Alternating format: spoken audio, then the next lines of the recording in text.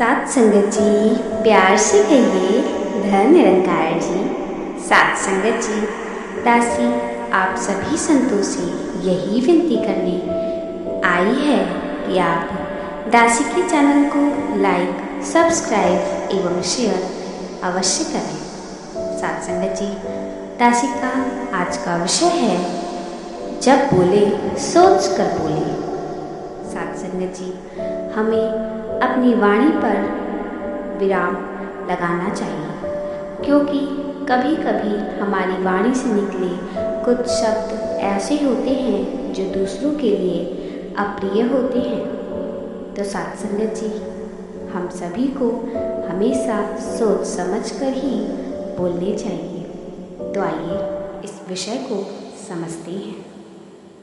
एक आश्रम में कुछ शिष्य अध्ययन करते थे। गुरुदेव उन्हें विविध विषय सिखाते थे। शिष्यों को सारी विद्या एवं कला की जानकारी हो जाए, इस दृष्टि से वह हमेशा यत्नशील रहते थे। उन शिष्यों में एक सामल नामक शिष्य भी था। वह किसी को भी अभद्र शब्द बोल जाता था। दूसरों को कैसा लगेगा, किसी का अंतःकरण तो दुखी नहीं हुआ, इन बातों की वो बिल्कुल भी परवाह नहीं करता था। गुरुदेव को भी उसकी चिंता सताने लगी, परंतु उन्होंने उस पर कभी गुस्सा नहीं किया। गुरुदेव ने एक बार उसे अपने पास बुलाया और कहा, बेटा श्यामल, एक काम करना है। वह बोला, हाँ गुरुदेव। गुरुदेव ने मुलायम पंखों से भरी हुई एक थैली उसके हाथों में देते हुए कहा, बेटा यह थैली खुले मैदान में जाकर खाली करके आना। गुरुदेव के आदेशानुसार श्यामल ने मैदान में जाकर पंखों की थैली खाली की और वापस गुरुदेव के पास आया। दूसरे दिन गुरुदेव ने उससे कहा, श्यामल यह थैली लेना और सारे पंख वापस इसमें भरकर ले आना। श्यामल मैदान में गया, वहाँ एक भी पंख उसे दिखाई नहीं दिया। सारे पंख हवा में यहाँ वहाँ उड़ गए थे।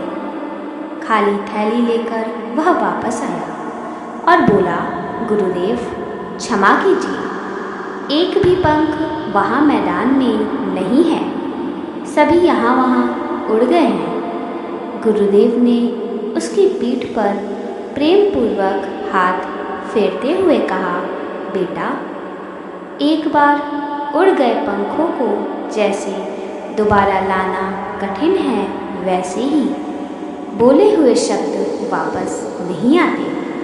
हमारे द्वारा उच्चारण किया हुआ शब्द किसी की दिल को चोट ना पहुंचाए, इसलिए हम हमेशा सोचकर ही बोलें। बोलकर सोच में पड़ने से अच्छा है कि सोचकर ही बोला जाए। श्यामल को अपनी गलती का एहसास हुआ। आगे से वो भी एक विनम्र शिष्य बन गया। सात संगत जी, हमें इस कहानी से यही शिक्षा लेनी चाहिए कि जब भी बोले सोच समझ कर बोले, क्योंकि कभी कला बिना सोचे बोले गए वचन दूसरों के लिए विनाशकारी हो सकते हैं और बाद में हमें अपने किए पर पछताना ही पड़ता है। इसलिए जब भी बोले सोच समझकर बोले, ताकि दूसरे व्यक्ति को हमारी बातें बुरी ना लगे। सात संगत जी, सतगुरु माता जी भी हमें यही सिखा रही हैं कि हमें अपने से छोटे को या अपने से बड़े को ही कुछ भी बोलना है तो उससे प्रेम पूर्वक आप लगाकर ही बोलना है, क्योंकि माता जी हमें यही समझाना चाहती हैं कि यदि हम प्रेम पूर्वक बोलेंगे तभी हम एक अच्छे शिष्य बन पाएंगे।